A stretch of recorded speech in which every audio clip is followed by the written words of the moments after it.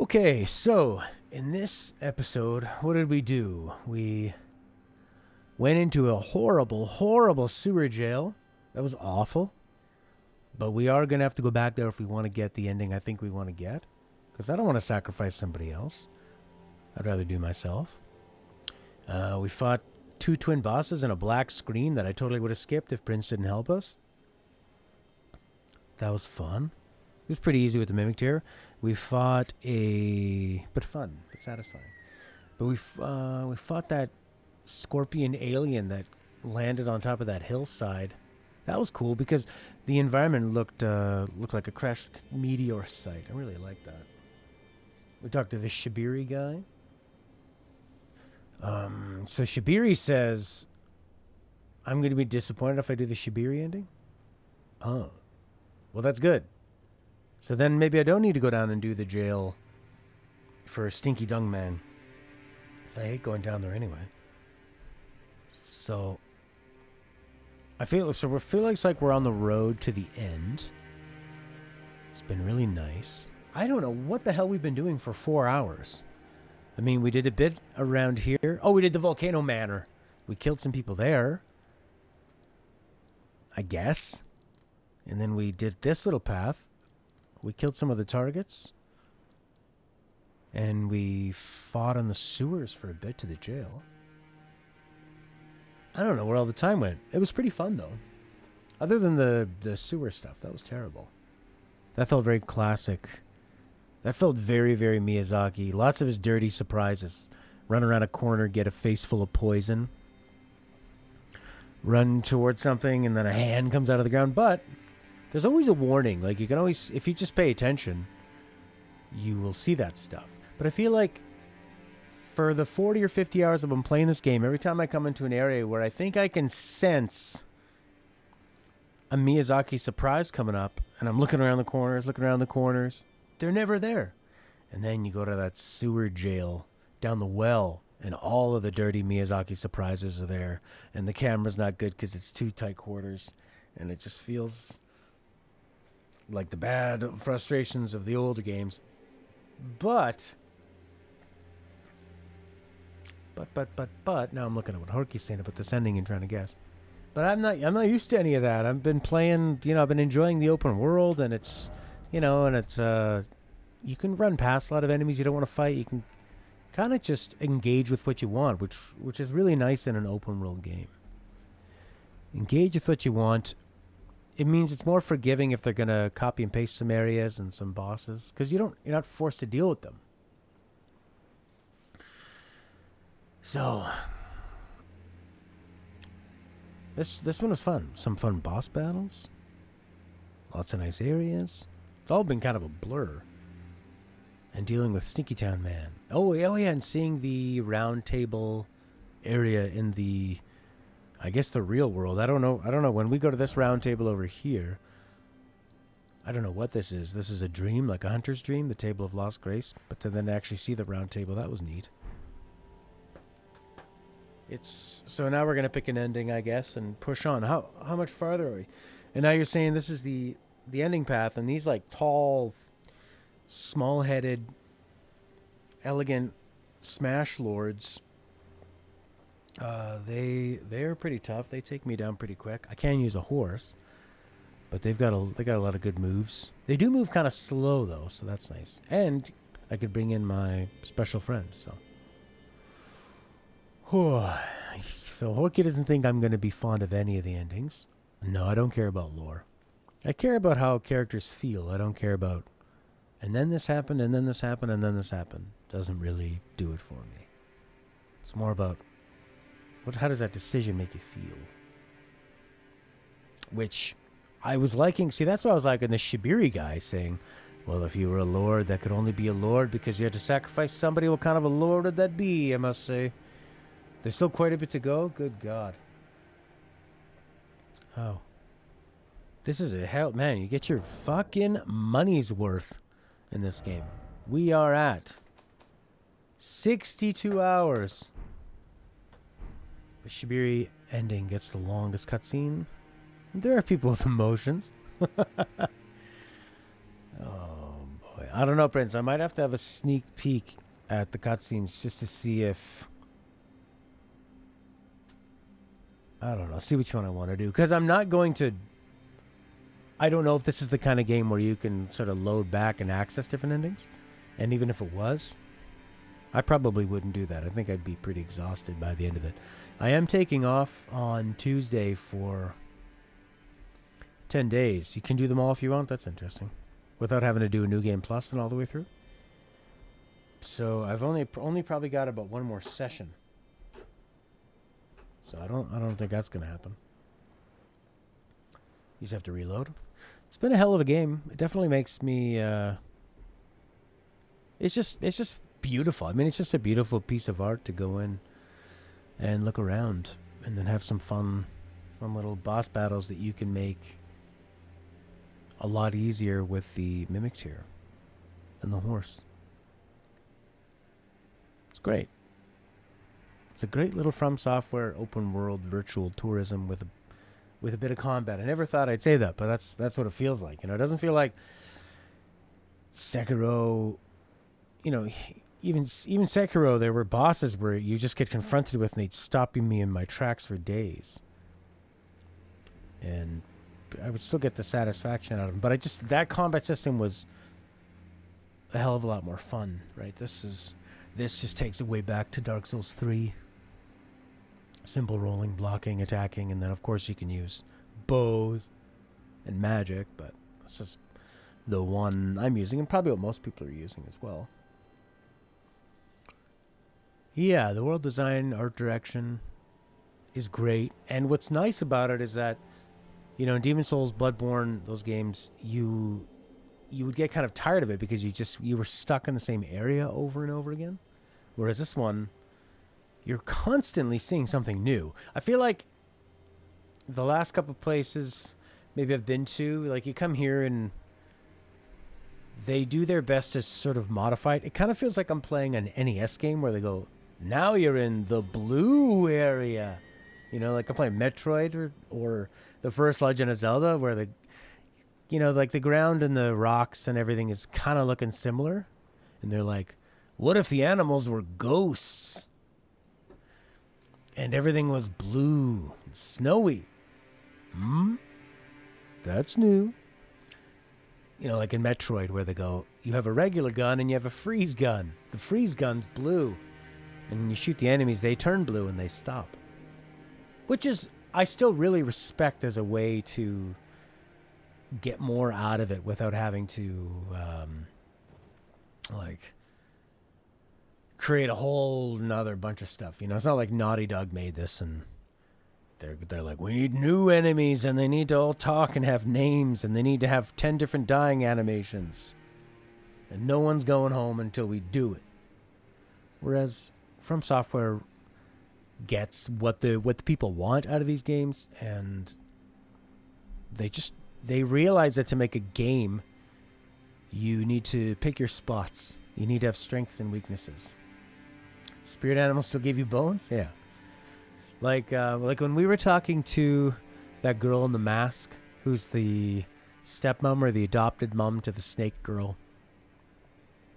And we talked to her and she said, and we had already done the thing she asked, but we talked to her and she goes, you must go kill these people. And then we talked to her 2 seconds later, oh, you did it. Good. And Horky's mentioning, you know, they could have just like skipped the that first thing, but I feel like From Software realizes that's a problem that could maybe cause a glitch, you know? Once you're introducing like a different kind of state of sometimes they say it like this, sometimes they say it like that. If you just make it so she always says it this, and then maybe that first time, and then once you've done it, she says the second thing.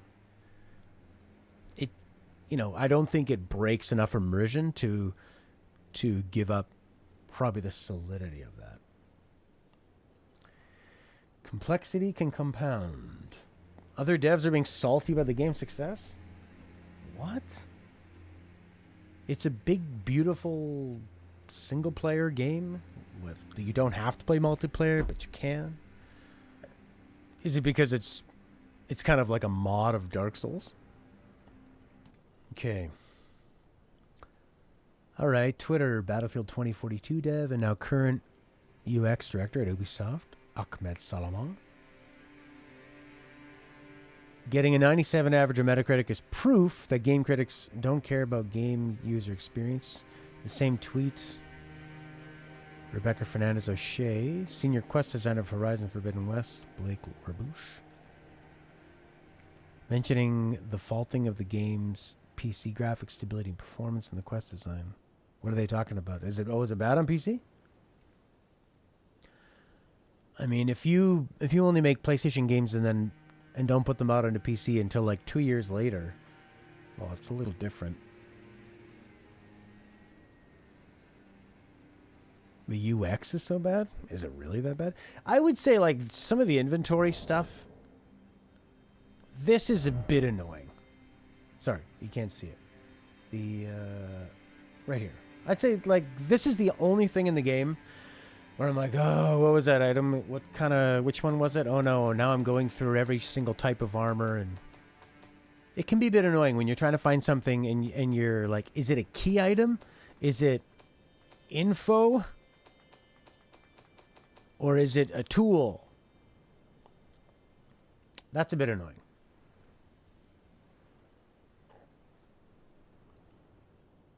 Okay, so this wasn't really a great article on it because...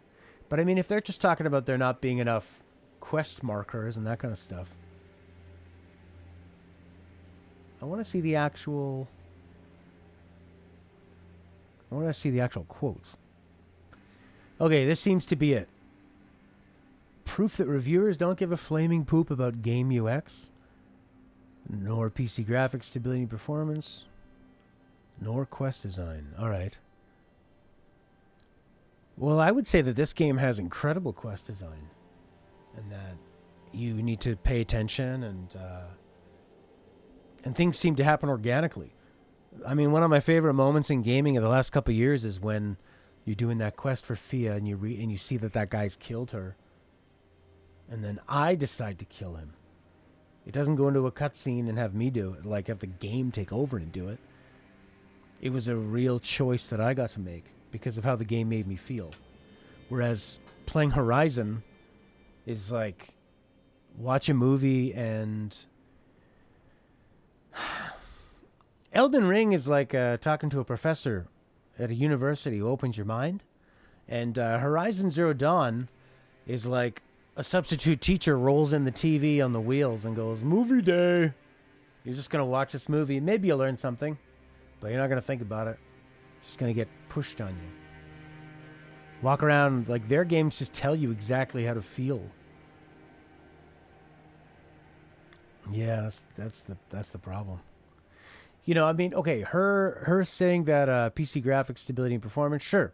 Like that's a real serious thing. If you're on the PC, it's terrible if, you know, you're paying full money for a port and you're getting a worse experience and you're sitting here thinking, well, my PC is more powerful than a PS5 and an Xbox. It should run at least as good as theirs, but it's an optimizing thing. So that's too bad. So what do they mean by UX? UX designers make sure a game is nice and easy to use. Clear and effective feedback. Oh man, I think that... I don't know. I never user experience. What do they just mean, the menus and stuff? Like perhaps, I mean, like I said, the menus can be a bit big, but you know what I like about this game? It's not like every other fucking modern game. When you start it up, you walk over to something and then it takes control away from you, rips it out of your hands and goes, press X to access the crafting menu. And then, boom, it like pulls you over to this side. Press X here to craft a bandage. Because your character got hit in a cutscene that you couldn't control. Don't you want to watch our movie? It's like going to the rich kid's house and he's got all these cool toys, but he doesn't let you play with them. He makes you watch him play with it. And then he gives you the medic character and he's like, here, you can be the medic. Here's a bandage to play with. Just like Packard gives our Lord and Savior Rich from Red Letter Media a bandage after he shoots him. Game design's UX best practices. This will give us a good idea.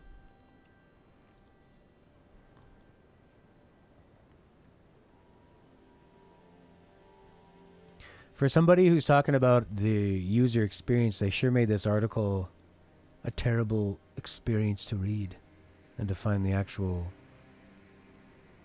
information. Okay, so they're just talking about menus and stuff. I think the game works pretty fine. Like, I'm able to open up my menu, run around without pausing, and like change my equipment on the run. It takes a bit of dexterity, and I actually find it pretty satisfying to be able to do that. And it means you can't just pause the game. Like this stuff. Star, star, star. Anyways, that's too bad. It's kind of petty. That it's petty and it's very telling. But I mean, when they go like proof that reviewers don't care about game UX. Well, yeah. The number one thing about the game is actually just the being immersed in it. And getting caught up in a good gameplay loop. I don't know. I mean, when you see people from like Horizon Zero Dawn talking about quest design, yeah, Horizon Zero Dawn is a very beautiful and incredibly fucking generic game. Like, you could put it in a time capsule and say, this is what everybody else was doing, and here's a very expensive version of that. It's so boring. It's like Jurassic Park 10. Whereas this is, I don't know, this is like a David Lynch movie with a big budget.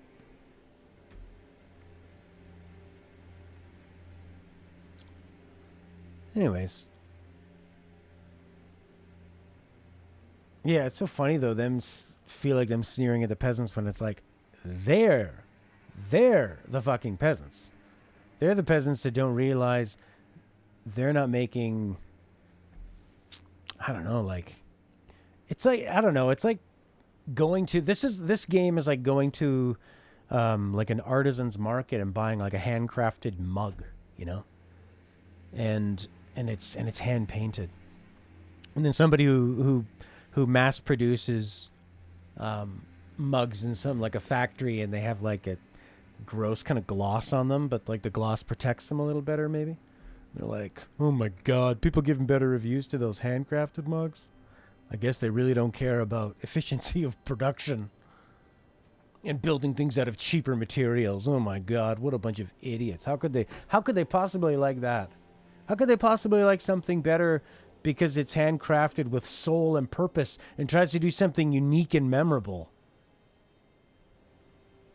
Oh my Jesus fucking Christ. Well, I mean, when Demon's Souls came out, 2008, I mean, think of what was happening. That was like the PS3, let's say it was like the 360 time of the ultimate kind of mainstreaming of games. Call of Duty, Gears of War, even Uncharted. But you know, Uncharted still has great gameplay that challenges you. They just keep it snappy and keep it accessible.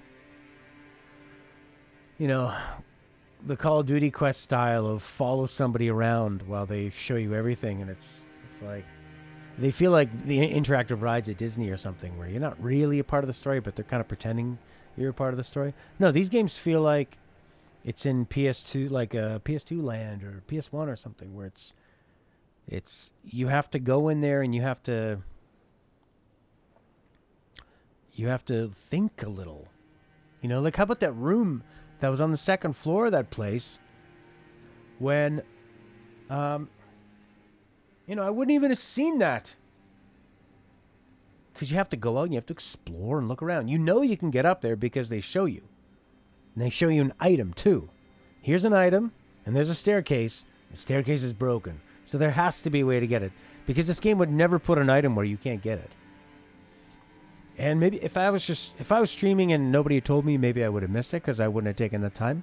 But I was playing by myself for sure. I would have just walked around and around and around, like putting stuff on the map to actually see it, like the way that they just kind of guide you along with these golden streams and the way these are pretty visible. And like, man, fuck these people. They're so fucking petty.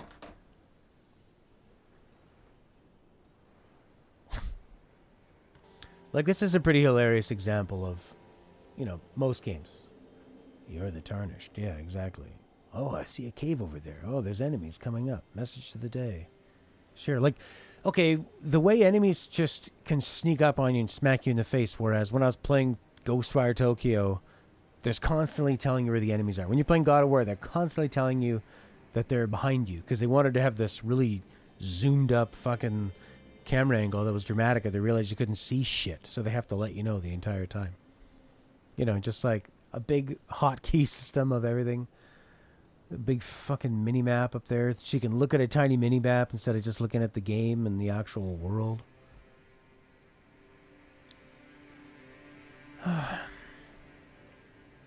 Yeah, go collect 100 eagles. Instead of, something simple like just finding that map and knowing that there's 3 of those mirage things around you. Like, I played a bit of Horizon Zero Dawn. I found that the story writing when she was a little girl and she brings the little blueberries up was, really tugged at my heartstrings. And, but that's not a game, that's a movie. I wasn't playing. That had nothing to do with me. It was just me watching a cutscene. Why don't you guys try to make an interactive video game experience that requires the player to be there and requires the player's choice to have some kind of consequence, some kind of impact. Meaningful choices is what you want to make. Whether it's if you've made a fighting game and you can just spam the attack button forever, there's no meaningful choice. It's just a matter of tedium. It's just an exercise of how long can you do this, before you're bored. Like in Final Fantasy 15, if you can always warp away and charge up your magic and then go in and do a big magic attack and then warp away, wait and come back in. There's no choice there of like, in Souls, you need to choose when you dodge. Because you can't just spam the dodge button. You can't just hold dodge and then he auto dodges. You need to know when to dodge, and if you do it too early, you're going to get punished. And if you just do it repeatedly, now you have no stamina. And if you just attack, those are meaningful choices. It's like playing a strategy game. Whereas, games that just have, you think about like Batman Arkham Knight, it's,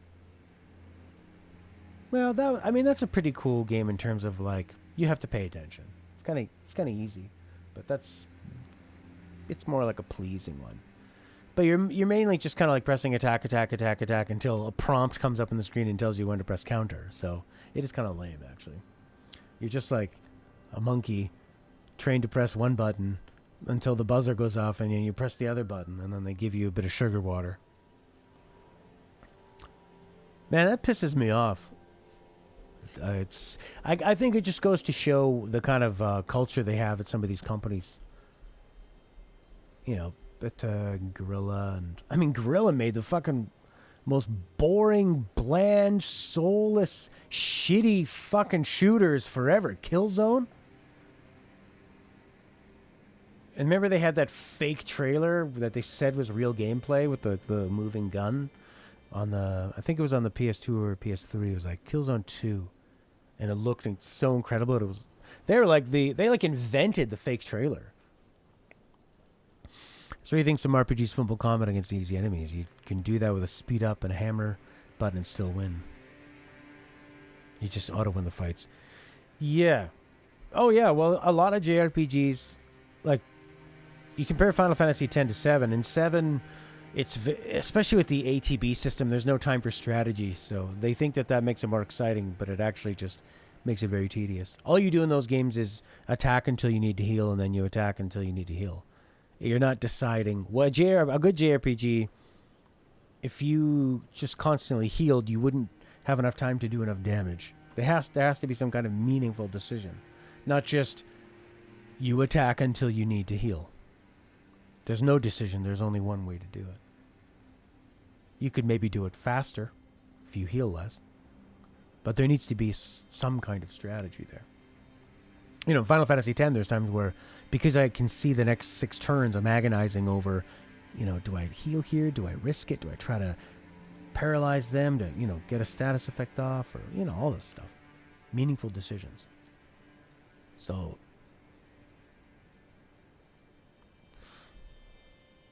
I mean, this game is not perfect, and no game is. But I've gotten 60 hours of a